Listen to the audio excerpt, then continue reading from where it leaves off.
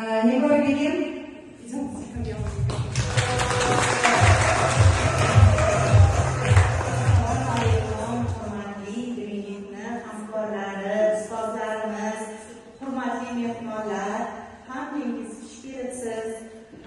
Bugun mana shunaqangi chiroyli tadbirimizga endi hozir sizlarga hayotimda bo'lgan bitta voqea bilan bo'lishmoqchi edim.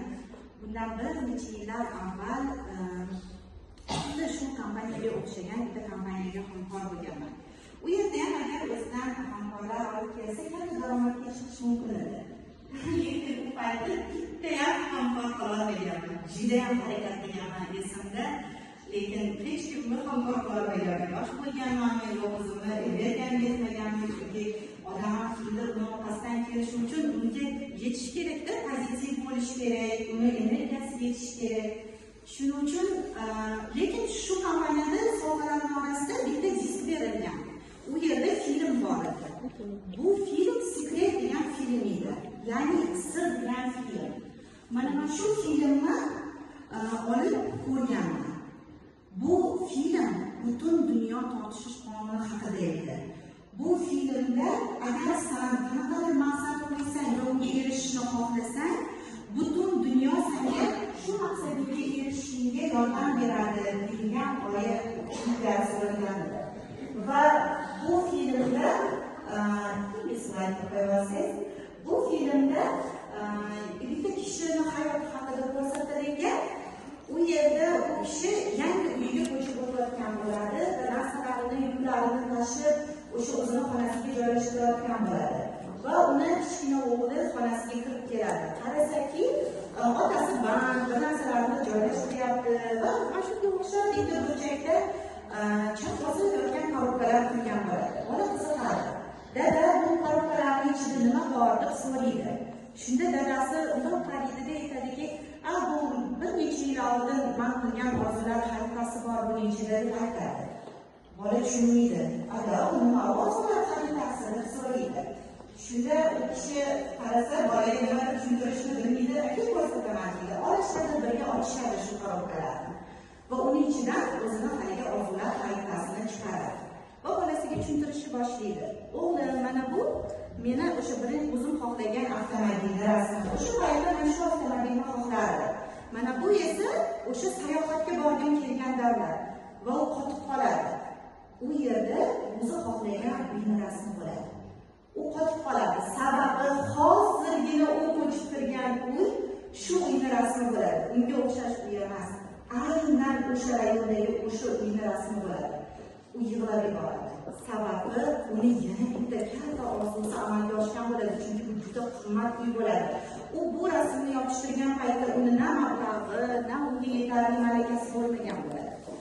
Va bu filmni ko'rgandan keyin mana bu narsa juda ham qattiq ta'sir qilgan va darhol orzular xaritamni yasashni boshlaganman.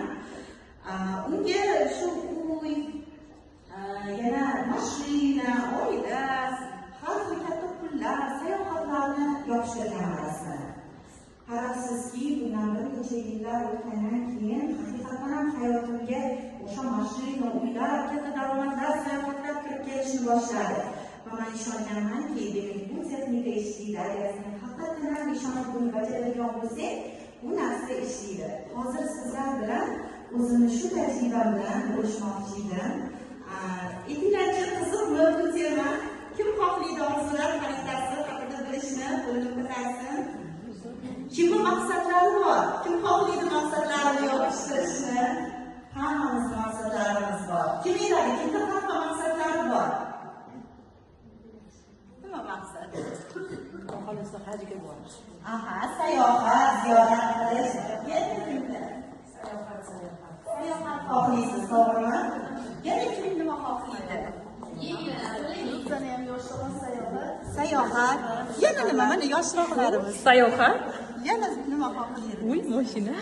Mashina, uy, sayohat. To'g'ri. Yaxshi daromad, pullar, xohlaymiz, to'g'rimi?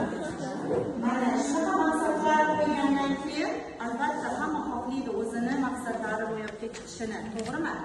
Lekin misol uchun sizga hozirgi holatda $10,000 oyiga doimiy topish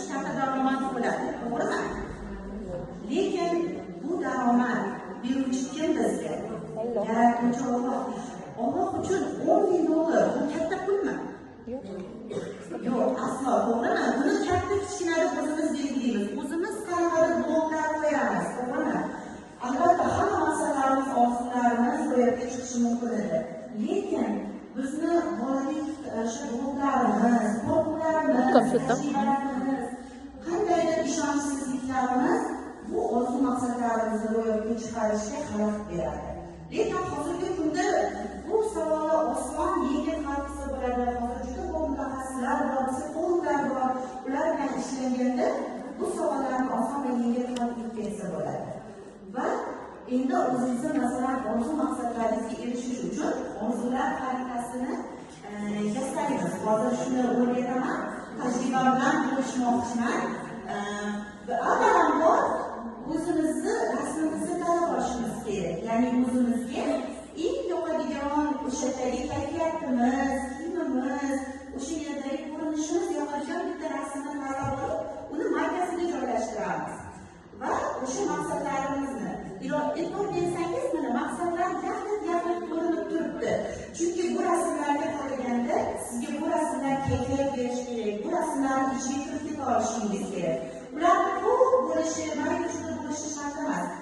Va eng muhimi, bu orzular hozirgilar hammasi aytdi o'ziga taalluqli maqsadlar. Chunki birliklik fazolarida birovlardan maqsadlar bilan yashashdan chiqib ketilgan insonlar ekan. Shunga hayron qoldim. Bir xillar aytadiki, boramni qo'yib ko'rishni xohlayman, yoki kimdir o'zgarib ketishni xohlayman. Lekin bu yerda o'zingiz orzular xaritasini yasaganingizda eng muhimi shunday maqsadlar o'zingizga taalluqli bo'lishi kerak. Siz xohlaysiz yangi mashina haydashni, siz xohlaysiz sayohatga borishni, siz xohlaysiz yangi uyga, yaxshi chiroyli uyda yashashni, to'g'rimi? O'shaning uchun o'zingizga yoqadigan rasmlarni yopishtiring va sekin-sekin shu maqsadlaringizni yopishtirganingizdan keyin uni har kuni ko'rinadigan joyga qo'yish kerak. Misol uchun, men xolajnikga olib qo'yaman, chunki bizlar endi doim oshxonada yuramiz, ko'zimiz tushib turadi. Kimdir spalniyaga qo'yishi mumkin, kimdir, lekin baribir har kuni ko'rib turadigan joyga qo'ying. Chunki unga qaraganingizda esingizga tushib turadi sizni orzularingiz, maqsadlaringiz. Endi joylashtirdingiz, bu maqsadlaringizga har safar ko'rganingizda ularni ichiga kira olishingiz, ularni tasavvur qilishingiz juda muhim. Hozir hammangizdan iltimos qilgan bo'lardim, ko'zinglarni yumishinglarni, hamma o'zi xohlagan mashinani tasavvur qilishni so'ragan bo'lardim.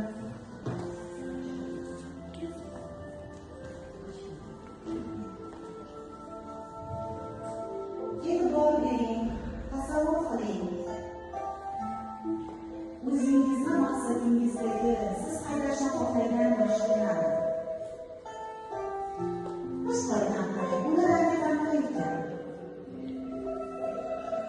Uni atrofida aylaning. Uni ichiga o'tiring. Uni nurlarini his qiling. Gazni bosib qo'ying, pedalni bosib qo'ying. Bu salonni hidini his qiling. O'zingizni qanaqa his qilyapsiz? O'zini orzusiga, maqsadiga erishgansiz. O'zini yangi mashinasida o'tirgansiz. Shu his-tuyg'ularni eslab qo'ying. Chuqur nafas oling, nafas chiqaring. Endi tasavvur qiling, sizni orzu hayollaringizdagi uydasiz.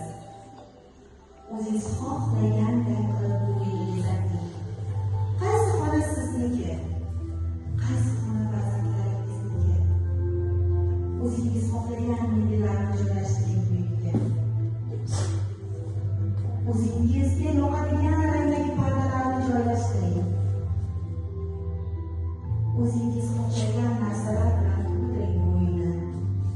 Xohlasangiz kengaytiring uyni. Hech ham o'zingizga chegaralar qo'ymang.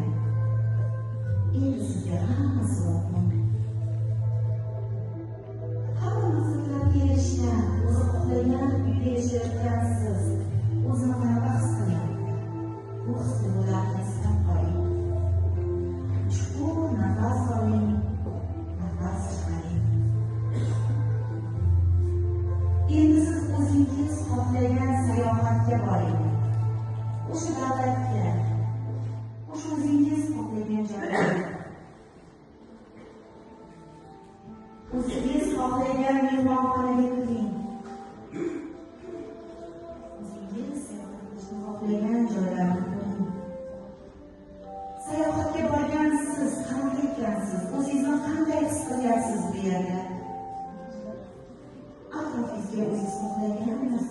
qo'ying. Balkim sohil bo'ylamisiz, balkim ziyoratga.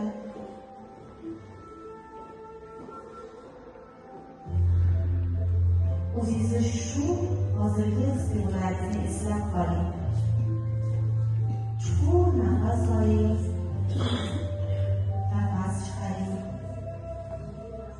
Va endi hozirgi zalga yaxshi kayfiyat bilan o'zingizni orzularingizga erishgan holatda qaytishingizni so'rayman. Taxminan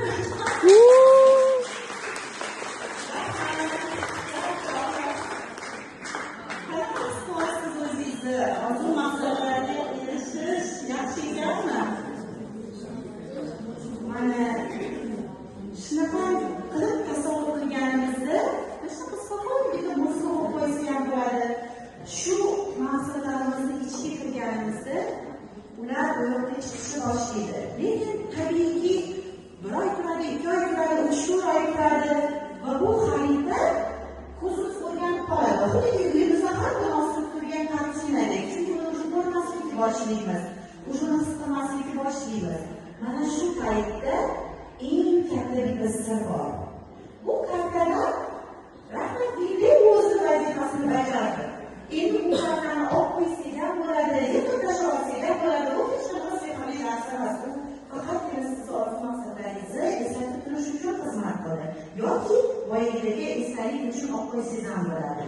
Qanchadir vaqt o'tgandan keyin unga qaraganingizda yoki bu hozirgi o'xshagan yillar oxirida unga qaraganingizda undagi qancha narsalar amalga oshganini ko'ra olasiz. Bu o'sha olib qo'yayotgan paytda bittagina narsani aytish kerak. Xudoyim, mana shu orzularim, haqiqatdagi maqsadlarim bo'lsa ham, bo'lmasa ham sendan roziman. Sababi bizning qalbimizda bittagina joy bor. U kimga qaragan? Allohga. Agar biz uylarga, uylarni, mashinalarni qo'ysak, uylar bilan, mashinalar bilan sanalamiz. Agar uylarga farzandlarimizni qo'ysak, farzandlarimiz bilan. Agar u yerga sevgan insonimizni qo'ysak, har vaziyatlar bo'lishi mumkin, xiyonat qilishi mumkin. Shuning uchun maqsadlarimizga ishonaylik va bu joyimizga, qalbimizga eng loyiq zotni qo'ygan holda harakat qilaylik maqsadlarimizga erishishga. Shunda bizni pullarimiz cho'ntagimizda, mashinamiz tegimizda, uyimiz tepamizda, farzandlarimiz oldimizda va sevgan insonimiz ham yonimizda bo'ladi. E'tiboringiz uchun rahmat.